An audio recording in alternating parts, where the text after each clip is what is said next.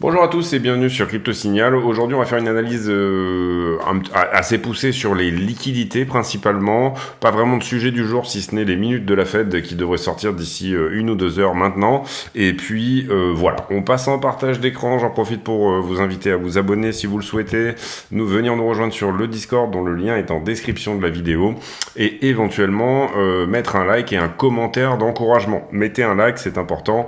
C'est ça qui aide la chaîne à monter, à pousser vers le haut, puisque de plus en plus de gens qui regardent égale de plus en plus de motivation à faire des vidéos tous les jours.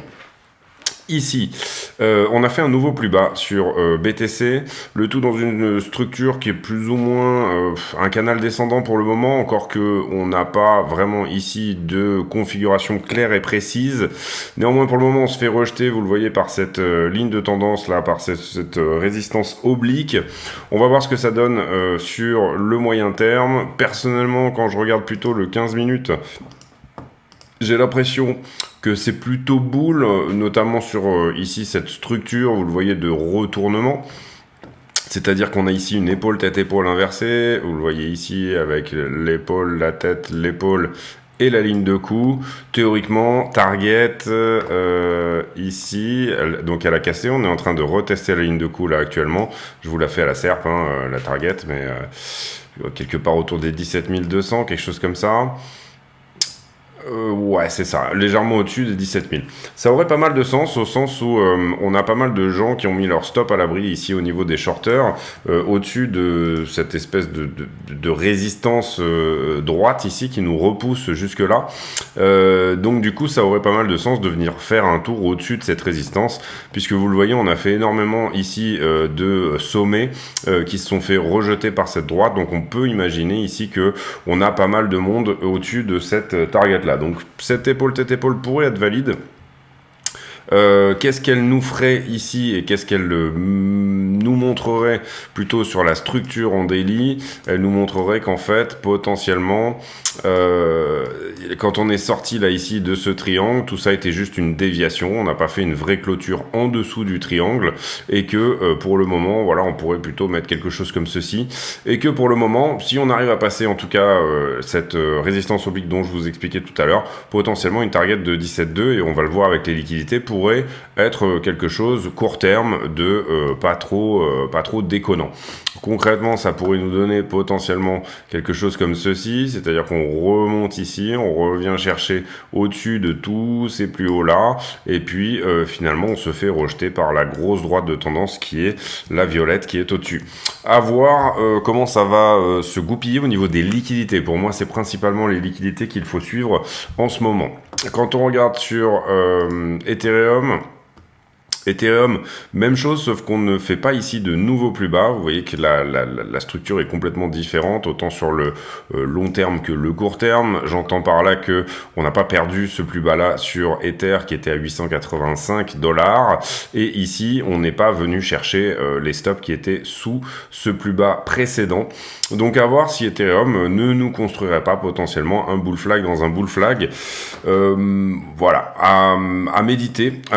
En tout cas, pour moi ici, tant qu'Ethereum ne repasse pas les 1265 $, et ne repasse pas également cette résistance oblique là qui est très importante, à ce moment-là, pour moi, la target, elle est peut-être potentiellement plutôt autour des 972, c'est-à-dire revenir tester la ligne jaune que vous voyez, mais on resterait dans cette structure de canal descendant qui est plutôt bullish et qui est plutôt un flag. Néanmoins, passons maintenant sur la stablecoin dominance, donc l'indice du cash, on va dire, en crypto. Et vous voyez que sur la stablecoin dominance, on fait, bien entendu ici une structure. On fait pas de nouveau plus haut ici, malgré le fait que Bitcoin fait un nouveau plus bas, perd son niveau du 17 juin. Vous voyez que l'argent est quand même plutôt allé dans les alts ici, mais assez peu dans les stablecoins. On peut aussi imaginer qu'une partie de l'argent est sortie, c'est-à-dire que les gens avaient avait peur de laisser des stablecoins potentiellement sur les exchanges, et ils ont du coup réduit en fiat par rapport au moment, par rapport à la narration du moment. Je veux dire, ça aurait du sens que d'imaginer tout ça. Attention à ce triangle de continuation potentielle, c'est-à-dire qu'on avait là ici un triangle qui a cassé. Est-ce qu'on est en train là ici de venir pullbacker, donc revenir tester, vous le voyez ici, la résistance supérieure du triangle qui désormais pourrait se transformer en support, et est-ce qu'on ira effectivement jouer avec les 21%? C'est une question qu'on peut se poser sur la stablecoin dominance. Maintenant, pour le moment, pas de nouveau plus haut, donc à déterminer par la suite. Aujourd'hui, les marchés traditionnels qui sont plutôt dans le vert, on va dire. Hein. Nasdaq qui prend 0,50%, le S&P 500 qui prend également un petit peu. Les 2 derniers jours ont été plutôt bullish. La principale nouvelle, on va dire, de la journée, ça va être les minutes de la Fed qui vont sortir à 2h, c'est-à-dire 20h chez nous, donc dans 2h à partir d'ici. Certains y voient un signe plutôt bull, c'est-à-dire qu'ils imaginent que la Fed a plutôt parlé, de hausse trop agressive des taux. Il s'est probablement posé la question, est-ce qu'on monte de 0,5 cette fois, ou est-ce qu'on monte encore une fois de 0,75 au dernier meeting en date, bien évidemment. À voir ce qui va sortir effectivement dans les retranscriptions écrites de ce meeting qui avait eu lieu en novembre. En novembre, le contexte était un peu différent. Il n'avait pas, pour information, le CPI qui a été donc baissier, ce qui était plutôt une bonne chose.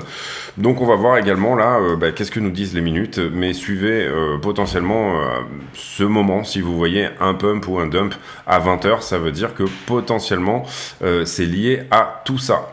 Ensuite, on continue sur les news. Pas grand-chose sur le Wall Street Journal. Sur CoinDesk, pas grand-chose non plus. Oui, ça c'est intéressant. On a plus de 50% des adresses Bitcoin qui sont désormais en perte. Et ça, assez souvent, quand on touche les 52, 48, etc., ça peut être un indicateur de bottom parfois. En tout cas, à chaque bottom, on les a touchés. Ici, rien de bien nouveau non plus sur Finbold. Sur The Block, pareil, on va passer assez rapidement sur les news. Ici, une loi qui vient de passer à New York, comme quoi les mineurs n'ont pas le droit d'utiliser les énergies fossiles pour miner. Donc, ils doivent être 100% renouvelables s'ils veulent miner dans l'État de New York. Voilà pour cette news aussi, et puis voilà, je pense qu'on a fait le tour. Ici on le voit, on va revenir ici sur potentiellement les marchés US qui sont en train de plutôt bouger vers le haut en raison de minutes, comme je vous le disais, sur lesquelles les analystes sont plutôt optimistes quant à ce qu'elles vont dire. Et bien sûr on aura Thanksgiving, je crois que c'est jeudi. Donc du coup, je sais pas si c'est un jour férié en bourse demain ou pas. Il faudrait regarder si Thanksgiving est un jour férié en bourse, mais je regarde, je mettrai en pause tout à l'heure et je regarderai ça. On revient ici maintenant, dorénavant, sur les liquidités. Qu'est-ce qui a été liquidé dans les dernières 24 heures? 100 millions de dollars. Dont 30% sur Ethereum en fait en réalité, enfin même un peu plus. Et la moitié sur, j'ai dit Ethereum, pardon, de 30% sur Bitcoin, et la moitié uniquement sur Ethereum d'Open Interest. Les balances sur les exchanges, donc ça nous en dit long sur le sentiment, c'est plutôt flat pour la journée d'aujourd'hui, c'est-à-dire que les bitcoins ne sortent pas ni ne rentrent pas sur les exchanges. On va aller regarder le carnet d'ordre, ça fait un petit moment qu'on l'a pas regardé. Et ici, vous voyez énormément d'ordres à l'achat qui sont quand même disposés dans ces zones. C'est-à-dire, vous le voyez ici, 500 bitcoins autour des 15 000 dollars. On a pas mal d'ordres d'achat ici qui pourraient freiner le prix. Si jamais on essayait de faire un mouvement jusqu'aux 14 000, 12 000, on a quand même de l'ordre à l'achat ici. Au niveau des ordres à la vente, ça se densifie un petit peu aussi. Également, on a vu qu'il y avait un gros niveau d'options pour vendredi, donc on va aller regarder si le max paying price a bougé ou pas. On va faire comme ça, tac, on va changer de date et on va revenir dessus. 18 000 $, toujours pour un max paying price pour vendredi. 18 000 $, ça irait dans le sens potentiellement d'un rebond d'ici dans les 2 prochains jours aux 17 200 $, comme on l'avait vu tout à l'heure. Pourquoi je parle des 17 200 $? Parce que pour l'instant, vous le voyez ici, j'ai pas fait de vidéo depuis 2 jours. J'avais dit attention à ce niveau des 15 590, puisqu'il est assez conséquent. Et vous voyez qu'on est allé prendre ce niveau. Donc on est allé prendre celui-ci, celui-là, celui-là, et ensuite on s'est retourné pour aller prendre ce niveau de short là. Comment s'est basé la liquidité depuis lors? Eh bien, vous le voyez ici, le funding qui est on va dire le taux d'intérêt variable que payent les shorters et les longers en levier. Vous voyez qu'ici on s'est plutôt positionné sur du long, mais le niveau a été pris, hein. Si je vous mettais un niveau à prendre là, il aurait été pris entre temps. Ici on a été fortement shorté à ce point là, et c'est ça qui a créé, vous le voyez ici, énormément d'open interest. Donc le nombre de contrats en circulation augmente en même temps que le funding diminue. Ça veut dire qu'on a énormément de shorters, et c'est ça qui a créé ce petit short squeeze là. Ensuite, à partir de là, on est longué. De là, on va prendre ce point-là étant comme un nouveau point de liquidité à prendre du côté des longueurs, puisque vous voyez que le prix n'y est pas allé. On est assez fortement longué pendant un certain temps, jusqu'ici, vous le voyez. Là, la liquidité ne vient pas les chercher, on n'a pas ce mouvement vers le bas, donc on va considérer que c'est un niveau assez conséquent quand même. Et puis, à partir d'ici, on est relativement fortement shorté, et vous voyez que le prix s'est occupé un petit peu de venir chercher, eh bien, ces shorters ici, retardataires, on va dire. Pour moi, on va pas noter ce niveau-là, mais il y a un petit peu de short à ce niveau-là, et puis on a été relongué à nouveau dans ces zones là, c'est-à-dire à peu près par ici, et c'est ça que le prix est en train de nettoyer à l'instant T, donc on va sauver comme ça me paraît pas mal. Donc on s'est occupé de pas mal de short, de niveau, pardon, de longueur. Est-ce que désormais on n'irait pas s'occuper tout simplement des shorters, c'est-à-dire remonter au 17.3 ou à minima, ici vous voyez qu'on avait noté un niveau conséquent au 17 192. C'est possible, un petit rebond court terme en tout cas. On va ici désormais faire Ethereum, USDT, PERP. Et sur Ether, qu'est-ce qu'il s'est passé? Eh bien, plus ou moins, le topo est le même. Le topo est le même au sens où je vous avais dit attention aux 1072 $, et je crois que le niveau a été pris, voilà, au dollar près, hein, c'est vraiment propre. Et comme vous voyez, quand je mets des barres en gros pixels, ça veut dire gros point de liquidité à prendre. Donc là, bah voilà, c'est vraiment relativement propre de ce côté-là. À ce point-là, on a vu du short aussi, on s'en est occupé. Pour l'instant, on n'est pas venu prendre ce niveau des 1190. Donc tout ça, ça avait été majoritairement du long. On l'avait dit déjà hein, à ce moment-là, on est venu chercher, comme je vous le disais, le gros niveau. On a été shorté plus ou moins à partir d'ici, ça a été travaillé déjà.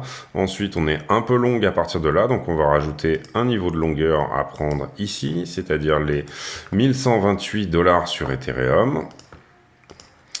Et ensuite, on a plutôt du short qui est rentré sur tout ça. Donc, on peut considérer qu'on avait un point de short à prendre là, mais il a été travaillé. Désormais, donc, on a des nouveaux points, vous voyez, qui sont plus proches du prix, mais on a probablement des gens qui, bien sûr, sur ce bottom et cette petite figure de retournement, sont en train de garer leur longue en levier sous ces niveaux. Vous comprenez que ce qu'on travaille là, ce sont les stop loss, des shorters et longueurs. On ne travaille pas à leur prix de liquidation. C'est-à-dire que si vous êtes en levier x10, votre prix de liquidation sera 10% en dessous de ce niveau, si jamais vous avez calculé votre longue comme ceci. Donc, on va regarder plutôt les poches de liquidité, c'est ça qui nous apporte un petit peu des références, un petit peu sur quel est réellement le gros du mouvement et où peuvent être les prix de liquidation et non plus les stop loss. Ici, vous le voyez, on a désormais plus de longueur que de shorter sur Bitcoin, et ça à hauteur de 4 milliards, c'est pas énorme, mais c'est ce qu'on avait ici quand on était plus ou moins en bas, et là je ne parle que des 5 derniers jours. Vous voyez que c'est principalement ce gros short là ici qui a fait se retourner le prix. Ici il y a quelqu'un qui est rentré avec 172 millions en levier, et donc du coup le prix s'est fait un bonheur de venir le chercher.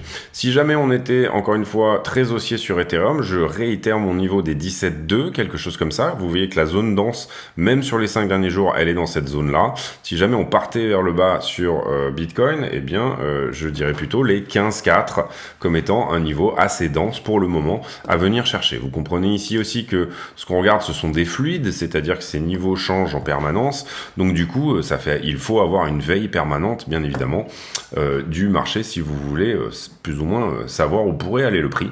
Ici, vous voyez qu'on était massivement shorté sur Ether et désormais, on est plutôt à 2 milliards au-dessus du prix.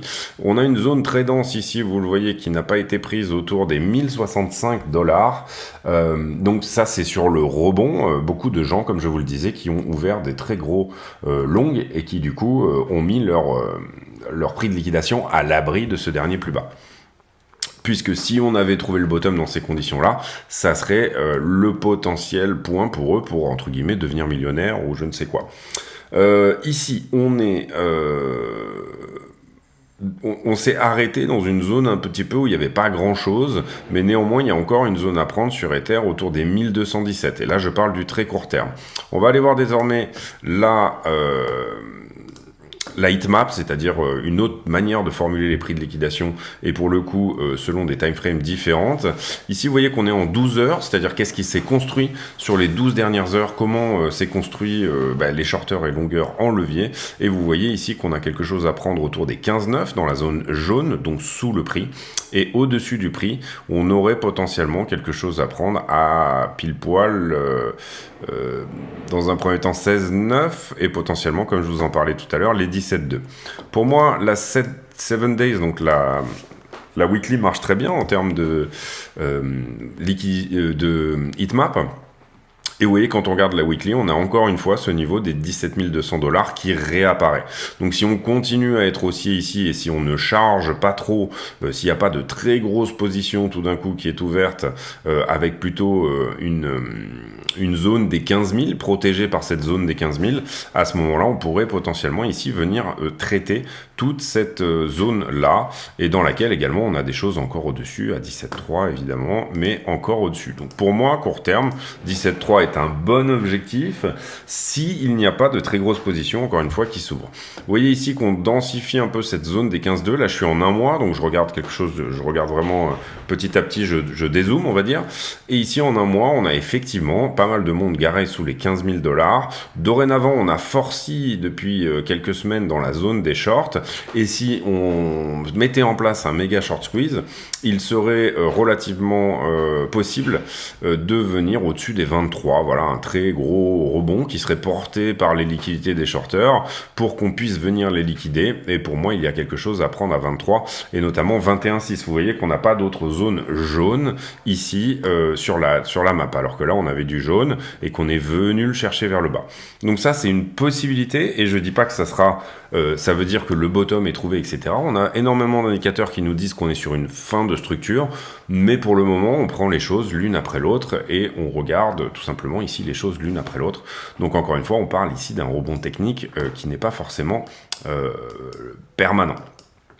Également, vous voyez que sous les deux derniers plus bas, et ça j'en avais parlé la dernière fois, vous avez les leviers x5 qui s'est égaré sur toute cette zone de range ici. Dès qu'on l'a cassé, vous avez des gens qui ont ouvert des shorts en levier, des shorts en levier, pardon, et qui du coup ont potentiellement un prix de liquidation à prendre autour des 14,4. Et encore une fois, ici sous le dernier plus bas qu'il y a ici, il y a des choses à prendre autour des 9,96, autour des 13 900 $. Donc du coup, et ça serait ici les leviers x10 qu'on viendrait liquider. Là encore une fois, je ne parle plus de stop loss, mais je parle du coup de liquidation.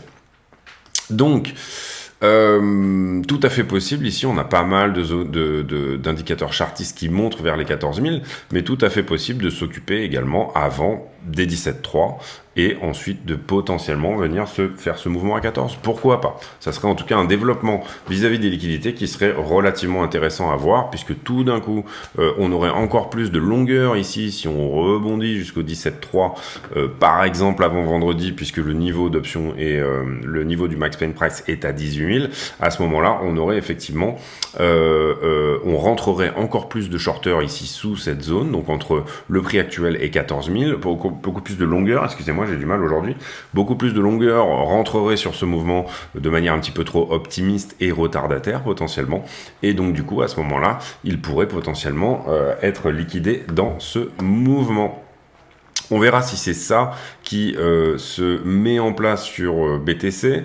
Pour le moment, vous le voyez, moi je préfère voir quelque chose, enfin une structure qui est plutôt comme celle-ci, c'est-à-dire vraiment ce genre de biseau, je préfère voir ça que de voir ce genre de structure qui est plutôt des structures bearish, c'est-à-dire plutôt des montées, oui certes, mais qui sont relativement parallèles et qui ne semblent pas extrêmement impulsifs. On voit sur Bitcoin que l'impulsion, chaque impulsion, les journées en fait où il y a énormément de pourcentage qui est mangé en une journée, et bien pour le moment elles sont baissières, elles ne sont pas haussières, donc c'est à dire qu'on est sur un marché qui est vraiment, vous le voyez, dans la peur. À chaque fois on perd des très grosses quantités de pourcentage, et en même temps voilà, moi ça j'appelle ça impulsif, par exemple ce qu'on voit ici là dans le vert notamment, ça j'appelle ça impulsif aussi, mais concrètement les très grosses branches qu'on voit, elles sont plutôt dans la négation du prix, c'est-à-dire dans la vente et dans potentiellement le fait que le prix descende plus bas.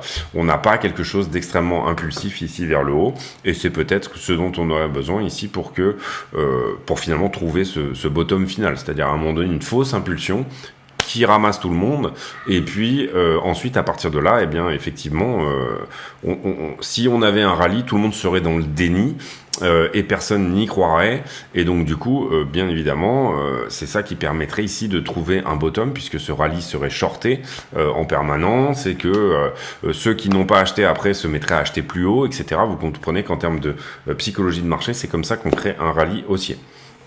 Je pense que j'ai fait le tour ici de la question, donc pas de sujet aujourd'hui. Suivez bien 20h, les minutes de la Fed potentiellement, et je vais vous laisser là-dessus. Pour ma part, j'espère que la vidéo vous a plu. J'ai pour habitude ici en fin de vidéo de demander des questions à la con, c'est-à-dire des commentaires qui n'ont rien à voir avec le prix du Bitcoin.